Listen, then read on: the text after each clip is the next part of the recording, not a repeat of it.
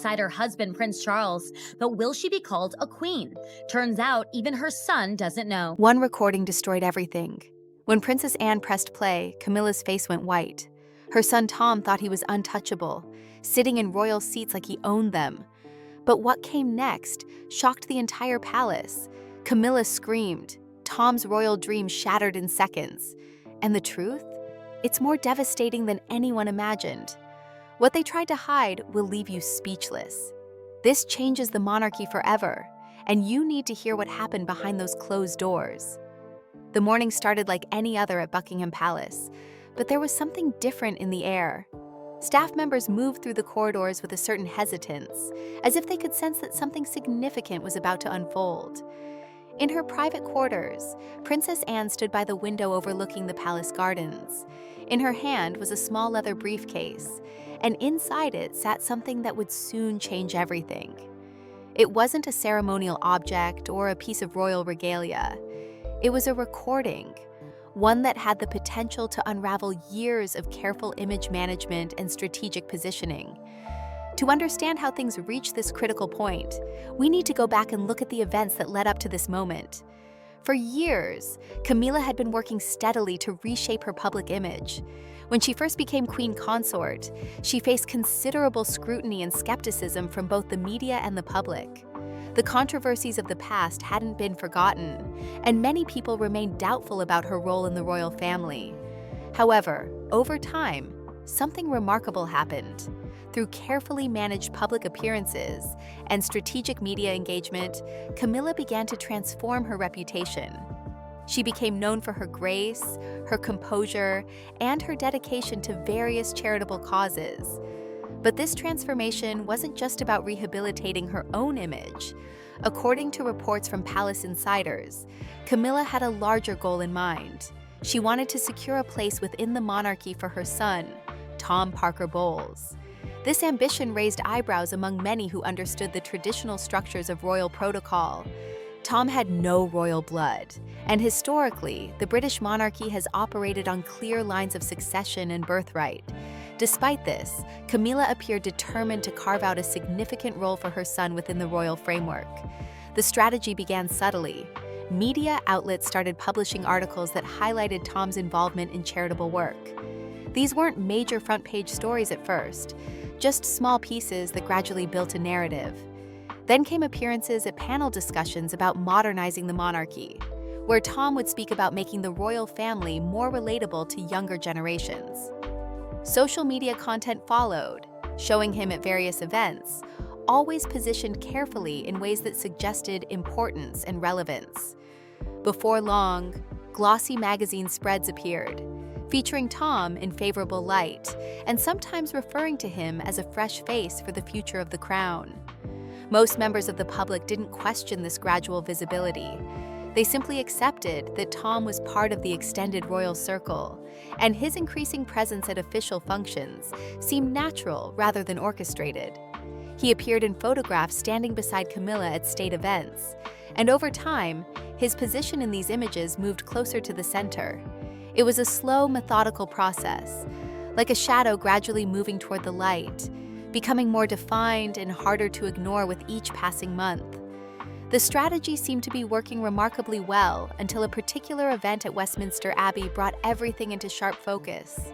The occasion was a memorial service honoring fallen veterans, a deeply solemn event where every detail carried symbolic weight. These weren't casual gatherings where seating arrangements were arbitrary. Every position, every chair, every placement communicated something about hierarchy, respect, and the established order of the monarchy. Princess Anne arrived at Westminster Abbey that day, representing decades of loyal service to the crown. She has long been regarded as one of the hardest-working members of the royal family, consistently carrying out more engagements than almost any other royal.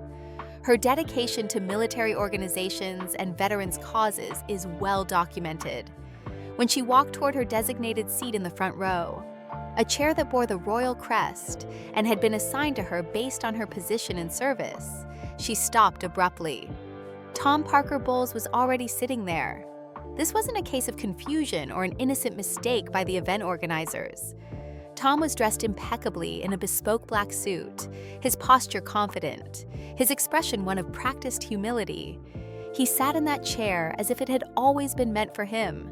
Palace observers noted that Princess Anne's reaction was remarkable in its restraint. An usher approached her, appearing uncomfortable, and gestured toward a seat in the second row. Anne didn't protest. She didn't create a scene or demand explanations. She simply moved to the indicated seat and sat down, her back perfectly straight, her hands folded in her lap. But those who knew Anne well could recognize that something had shifted. This wasn't just about a seating arrangement or a breach of protocol. It was about what that moment represented. By placing Tom in Anne's designated position at such a significant event, a clear message was being sent. It was a test to see how far the boundaries could be pushed, how much the traditional order could be reshaped without significant pushback. Tom sat through the entire ceremony without showing any sign of discomfort or awareness that anything was amiss. The cameras captured him prominently throughout the service. Media coverage afterward focused heavily on Camilla and Tom, with headlines discussing new directions for the monarchy and fresh faces representing the crown. Princess Anne, despite her rightful position and her decades of service, appeared only briefly in the background of most photographs. For anyone paying close attention, the messaging was unmistakable. According to sources familiar with palace dynamics, the Westminster Abbey incident didn't end when the service concluded. Later that week, Princess Anne received a brief message. It contained just a name and a location: Highgrove. Prince William wanted to speak with her privately. When she arrived at the estate, William handed her a small USB drive. What it contained would prove to be far more explosive than anyone outside that meeting could have imagined.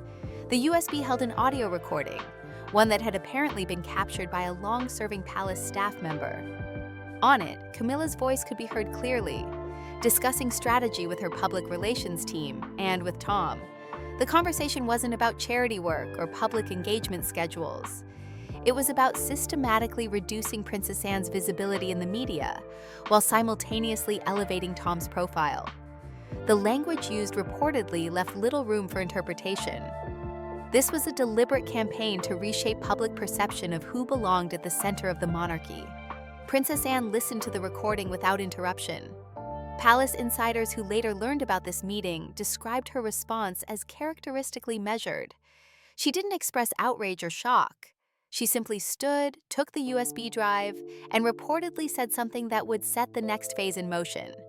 It was time, she indicated, for people to remember exactly who she was and what she represented. The recording represented more than just evidence of behind-the-scenes maneuvering.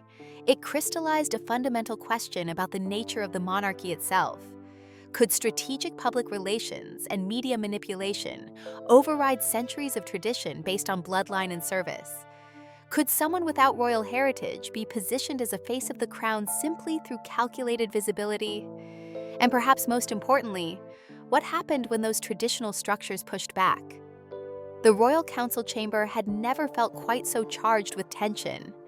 When senior members of the royal family and their most trusted advisors gathered for these meetings, there was usually a certain formality, a measured tone that reflected centuries of protocol. But on this particular day, everything felt different. The usual polite murmuring that preceded official business had vanished entirely. Instead, an almost oppressive silence filled the room, as everyone took their seats around the long mahogany table. King Charles sat at the head of the table, his expression difficult to read. Prince William positioned himself to the king's right, his posture tense but controlled. Camilla took her place with the carefully composed demeanor she had perfected over years in the public eye. The other senior royals and long-standing advisors filled the remaining seats, their eyes darting between the key figures, trying to gauge what was about to unfold. Everyone in that room understood that they had been summoned for something important, but few knew exactly what Princess Anne intended to reveal. When Anne entered the chamber, she carried only a single leather briefcase. She didn't exchange pleasantries or acknowledge the assembled group with any of the usual courtesies. Instead, she walked directly to the center of the room, set the briefcase down on the table with a decisive click, and opened it. Inside lay a small black USB drive, unremarkable in appearance, but carrying information that would prove anything but ordinary. Anne picked up the drive and addressed the room, her voice cutting through the heavy silence with clarity and purpose. She made it clear from the outset that what she was about to present wasn't a personal grievance or a family dispute. This concerned the integrity of the crown itself, the institution they were all sworn to protect and serve. The implications of her words immediately shifted the atmosphere. This wasn't going to be a private matter handled discreetly behind closed doors. This was official business of the highest order. King Charles shifted in his seat, visibly uncomfortable. Camilla, who had maintained her composed exterior, showed the first crack in her carefully constructed facade. Her shoulders tensed slightly, though she kept her face neutral. Prince William remained focused, his eyes fixed forward, clearly prepared for what was coming. He had, after all, been the one to provide Anne with the evidence she was about to present. Anne connected the USB drive to the laptop that had been set up for the meeting. Within seconds, audio began playing through the chamber's speakers. The voice that filled the room was unmistakably Camilla's. The recording quality was clear enough that there could be no doubt about the speaker's identity. In the clip, Camilla could be heard discussing Princess Anne's media presence, suggesting that it needed to be reduced significantly. She described Anne as outdated, no longer fitting with the modern image they were trying to project for the monarchy. Tom Parker Bowles's voice followed, hesitant but clearly participating in the conversation. Then Camilla's voice returned, this time with a colder, more calculated tone. She spoke about letting the media handle the situation, about maintaining appearances while allowing Anne's public profile to gradually fade from view. The words hung in the air like smoke, impossible to ignore or dismiss. When the audio finally ended, nobody spoke. For what felt like an eternity, but was probably only 5 seconds, the silence in that room was absolute. Then the whispers began, quiet and uncertain at first. Council members exchanged glances, their expressions ranging from shock to concern to carefully masked calculation. King Charles pressed his lips together tightly, his eyes reflecting something between deep embarrassment and genuine disbelief. This wasn't just awkward family drama playing out before his council. This was evidence of manipulation that struck at the heart of how the monarchy presented itself to the world. Camilla stood abruptly, her voice losing some of its usual steadiness. She immediately challenged the authenticity of the recording, calling it a fabrication and suggesting it could have been doctored by anyone with basic editing skills. It was a reasonable defense on the surface, the kind of response that might buy time or create enough doubt to muddy the waters. Audio manipulation was certainly possible in the modern age, and casting doubt on evidence was a time-tested strategy. But Princess Anne didn't waver. Her response was direct and factual. She identified the person who had made the recording, a palace servant named Harold, who had worked within the household for many years. According to Anne, this individual had risked his position and potentially his livelihood to capture this conversation. She stated clearly that there had been no editing, no manipulation of any kind. The audio was authentic, recorded in real time, and represented exactly what had been said. Prince William stepped in to support Anne's position. He offered to have the audio examined by independent forensic experts if anyone in the room felt that was necessary. However, he also pointed out what everyone present already understood on some level. Deep down, they all recognized Camilla's voice. They all understood the context. The authenticity of the recording wasn't really in question, regardless of what formal verification might show. The room's energy shifted perceptibly at that moment. Advisors who moments before had been uncertain now exchanged more definitive looks. Expressions hardened. What was most telling, according to accounts from people familiar with the meeting, was what didn't happen. Nobody rushed to defend Camilla. Nobody offered alternative explanations or tried to minimize what had been heard.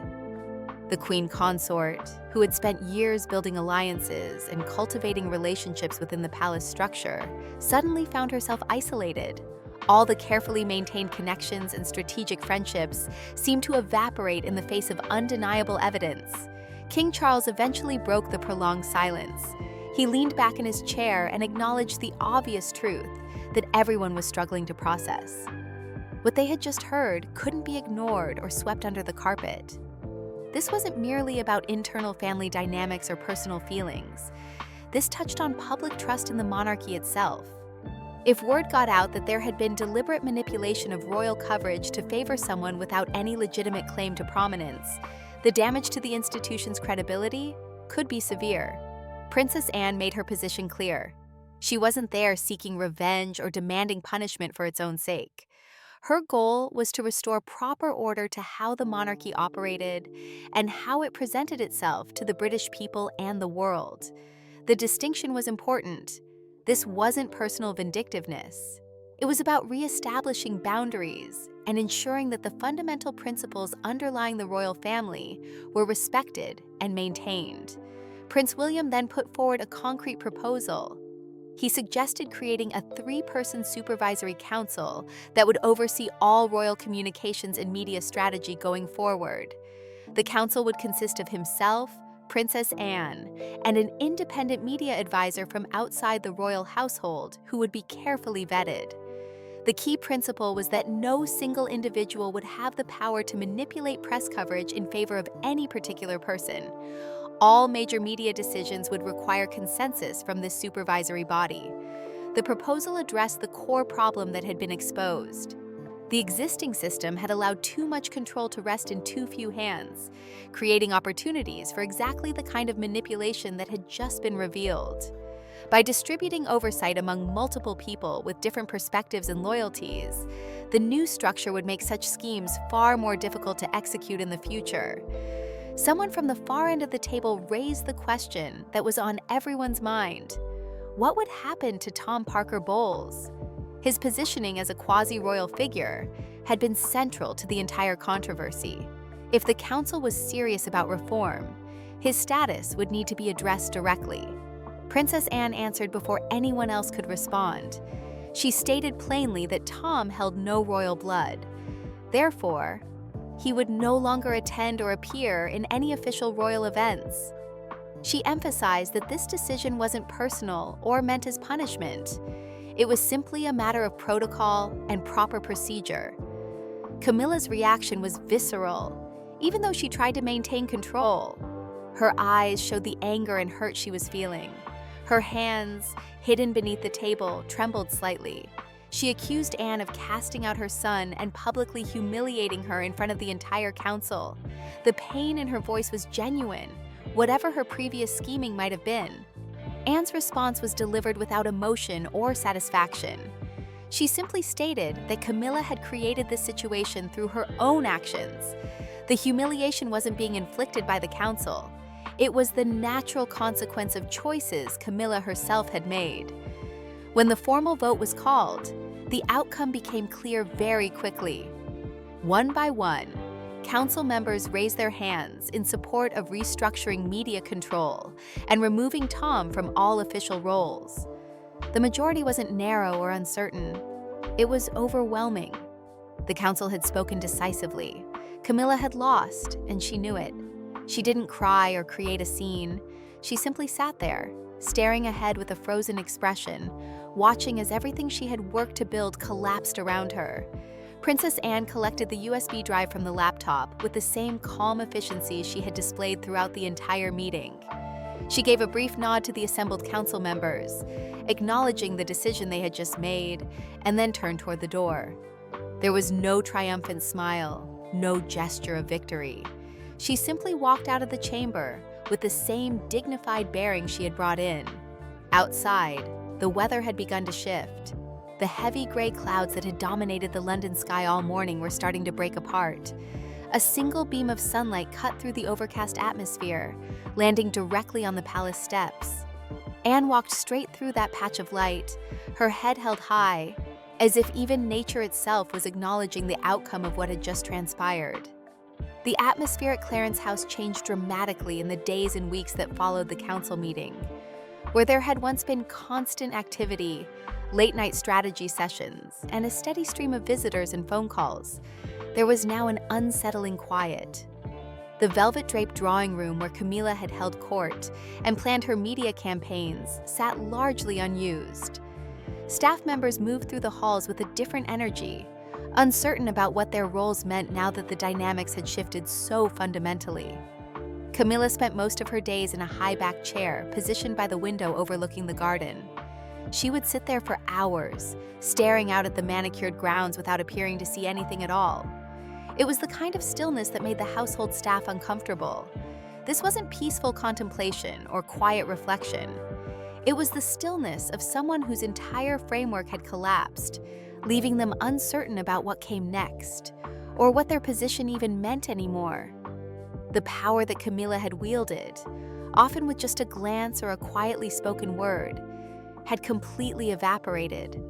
Her carefully cultivated relationships with media figures and publicists had fallen silent. The back channels she had used to shape coverage and influence narratives were no longer available to her. Nobody returned her calls with the same enthusiasm they once had. The invitations to galas and honorary positions that had flowed steadily now stopped arriving. It was as if the entire infrastructure she had built simply ceased to exist overnight. Tom Parker Bowles absorbed the blow in his own way. The transformation in his circumstances was perhaps even more jarring than his mother's. He had been positioned as someone important, someone whose opinions mattered, someone who represented a modern vision for the monarchy. Media outlets had sought his comments on various topics. Event organizers had competed to have him attend their functions. He had been photographed, interviewed, and treated as if his presence carried weight and significance. All of that vanished almost instantly. Tom stopped maintaining the polished appearance he had carefully cultivated. The bespoke suit stayed in the closet. He stopped checking his phone for media requests that no longer came. The cameras that had once followed his movements now pointed elsewhere. He wandered through Clarence's house like someone visiting a museum, examining rooms and spaces that suddenly felt unfamiliar and unwelcoming. The house hadn't changed, but his relationship to it had been fundamentally altered. According to people close to the situation, Tom didn't openly blame his mother for what had happened. The relationship between them remained intact on the surface, but there was also an unspoken understanding that couldn't be ignored. Camilla had constructed an entire edifice around the idea that he belonged in royal spaces, that he deserved recognition and prominence. She had built him a throne, metaphorically speaking, but it had been made of air and illusion rather than anything solid. Now that the illusion had been stripped away, there was nothing left to stand on. Tom had to confront the reality that he had never actually belonged in those spaces, regardless of how convincing the presentation had been. Meanwhile, something significant was happening in the broader media landscape and public consciousness. The press, which had been subtly influenced by Camila's network of contacts and strategic interventions, suddenly shifted its focus. Headlines began emphasizing different values in different figures. Stories about stability, heritage, and bloodline dominated the coverage. Commentators praised the Royal Council's decision to implement new oversight structures. Editorial columns applauded the move to reinforce traditional principles and protect the monarchy from manipulation. But more than anything else, the media attention coalesced around a single individual. Princess Anne became the focal point of a remarkable wave of public interest and approval. Journalists revisited her decades of service, her countless engagements, her unwavering commitment to duty. The public, which had perhaps taken her steady presence for granted, suddenly recognized what she represented. Opinion pieces described her as the embodiment of authentic royal values, someone who had never sought the spotlight but had consistently served with quiet dignity. The next major royal event was carefully chosen for its symbolic significance. The opening of the National Museum at Windsor provided the perfect occasion for Princess Anne to return to public view in her restored position. The event wasn't just about inaugurating a new cultural institution. It was about demonstrating that proper order had been reestablished, that the monarchy's traditional structures remained intact and would be respected going forward. Thousands of people lined the streets leading to the museum. British flags waved in the breeze. Camera crews positioned themselves at strategic points to capture every moment. The anticipation was remarkable, a palpable energy that suggested people understood they were witnessing something more than just another royal appearance. This was a statement about values and priorities, about what the monarchy stood for and who genuinely represented those principles. When Princess Anne arrived, she was dressed in a navy blue coat, her medals prominently displayed on her chest. Each medal represented years of service, specific accomplishments, and genuine dedication to various causes and organizations. She walked with her characteristic poise, neither rushing nor lingering, simply moving forward with purpose and confidence. There was no manufactured drama, no carefully choreographed moment designed for maximum media impact. It was simply Anne being exactly who she had always been. Prince William stood beside her, offering a subtle nod of acknowledgement as they entered the grand hall together. The gesture spoke volumes about the alliance that had formed between them, the shared understanding that certain principles needed to be protected. Inside the museum, the seating arrangements had been prepared with meticulous attention to detail. Every nameplate, every position had been carefully considered and placed according to proper protocol. Anne's name was clearly displayed on a plaque at the front of the hall, marking her designated seat. There would be no confusion, no surprises, no attempts to position someone else in a space where they didn't belong. As she took her seat beside William, something extraordinary happened. The crowd erupted in applause that was neither polite nor merely ceremonial. It was genuine, sustained, and thunderous. People were on their feet, clapping with an enthusiasm that reflected real appreciation and support.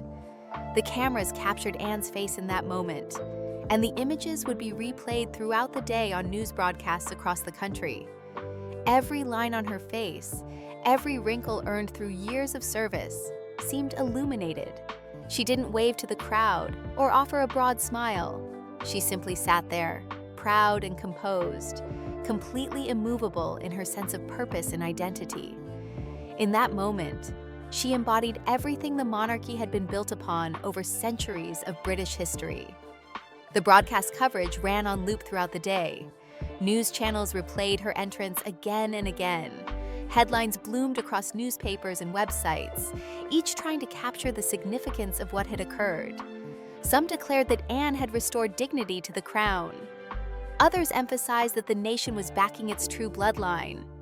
Still others noted that genuine loyalty and service never fade, regardless of temporary distractions or challenges. This wasn't simply a comeback story or a return to form. In many ways, it felt like a coronation without an actual crown being placed. Anne hadn't gained a new title or been given additional responsibilities. She had simply reclaimed the position she had always rightfully held, and the public recognition of that fact carried tremendous weight. Back at Clarence's house, Camilla watched the entire spectacle unfold on the large flat-screen television. She sat motionless, not blinking, not looking away, just absorbing every image and every word of commentary. When Tom entered the room and saw the footage of Princess Anne seated prominently where he himself had once dared to sit, he paused in the doorway.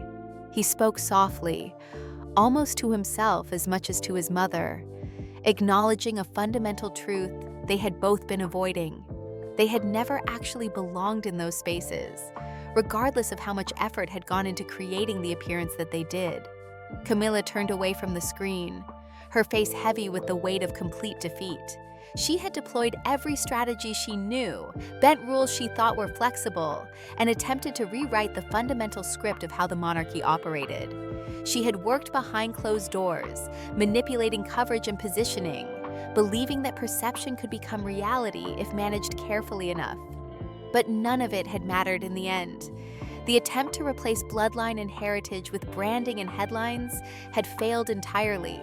The defeat wasn't just about losing a political battle or failing to achieve a specific goal. For Camilla, it represented the collapse of an entire vision she had held for years. She had genuinely believed that the monarchy could be reshaped through strategic communication and careful image management. She had thought that with enough planning, enough media coordination, and enough persistent effort, she could create a place for her son within the royal structure. The realization that all of that work had been for nothing settled over Clarence's house, like a heavy fog that wouldn't lift. What made the situation particularly difficult was that Camilla hadn't been outmaneuvered through some elaborate counter-strategy. Princess Anne hadn't needed to play games or develop complex schemes to reclaim her position. That was perhaps the most humbling aspect of the entire situation. Anne had simply existed as herself, representing values and principles that had always been there. Her legitimacy didn't come from public relations campaigns or carefully crafted media narratives. It came from bloodline, from decades of consistent service, from a fundamental understanding of what the monarchy represented. Camila had tried to construct an alternative path, but in the end, construction couldn't compete with foundation. Outside the walls of Clarence's house, life within the royal sphere continued with a renewed sense of clarity about roles and responsibilities. The three-person supervisory council that Prince William had proposed was officially established and began its work. Every major media engagement, every public appearance, every press release now went through a review process designed to prevent any single individual from manipulating coverage for personal gain. The system wasn't perfect, but it represented a significant improvement over what had existed before. Across the palace courtyards one afternoon, Princess Anne stood before a group of young military cadets who had gathered for a ceremonial event. She wasn't there to speak about power or legacy or her own position within the royal family. Instead, she talked about duty, about the concept of service that transcends personal ambition or recognition. Her words were straightforward and unadorned, the kind of plain speaking that had always characterized her public addresses. She didn't rely on soaring rhetoric or emotional appeals. She simply stated what she believed to be true, based on her own experience. At the end of her speech, Anne offered a single line that would be quoted repeatedly in the days that followed. She said that titles fade over time, but character remains constant. It was a simple observation, almost obvious in its directness, but it captured something essential about the situation that had just unfolded. The applause that followed wasn't polite or obligatory. The cadets and other attendees responded with genuine appreciation, recognizing that they were hearing from someone who had lived according to the principles she was describing. The phrase resonated far beyond that particular gathering. Media commentators picked it up and examined its implications. Social media users shared it widely, often adding their own interpretations about authenticity, and earned respect versus manufactured prominence.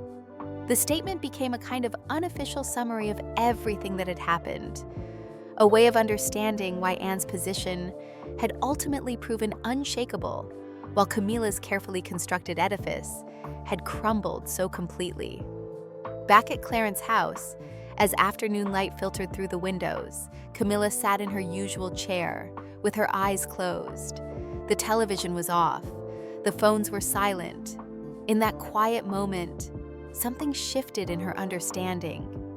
For years, she had approached the monarchy as something that could be climbed, a structure where the right strategies and the right positioning could elevate someone to prominence, regardless of their starting point. She had viewed it as a challenge to be solved through intelligence and persistence, but the recent events had revealed a different truth, one that she was finally beginning to absorb. The throne, whether literal or metaphorical, wasn't something you could simply climb toward through clever maneuvering. It wasn't a prize awarded to whoever worked hardest or planned most carefully. It was something earned through a lifetime of service, through consistency, through embodying certain values, even when nobody was watching. Anne hadn't needed to fight for her position because she had been building it for decades through unglamorous, steady work that most people never noticed until it was thrown into sharp relief by contrast. Tom had retreated to a quieter existence, stepping away from public view entirely. He had returned to his previous life, the one he had lived before his mother's ambitions had temporarily elevated him into spaces where he never quite fit. There was probably relief mixed with the disappointment, a sense that he could stop performing a role that had always felt slightly unnatural. the palace grounds gradually returned to their normal rhythms, but with an underlying awareness that something important had been clarified. The boundaries had been tested and reinforced. The fundamental principles underlying the monarchy had been challenged and reaffirmed.